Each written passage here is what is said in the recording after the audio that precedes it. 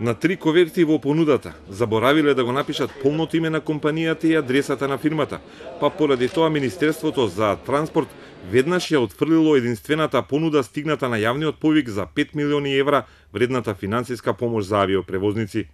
Единствената понуда била доставена 15 на минути пред истекот на крајниот рок. Станува збор за понуда на Визер.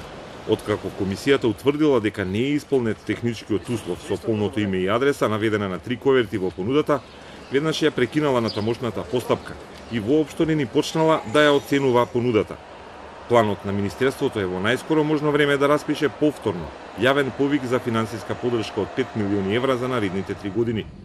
Визер, чија понуда е отфрлена досега во последните 8 години, има добиено 9,5 милиони евра како државна помош. Последната рата од таа државна помош на Визер им била исплатена на 28 јуни оваа година и од тогаш Визер лета од Македонија по пазарно формирани цени. И денеска на редот за полетување имаше 11 летови на Визер од Скопје и 1 од Охрид.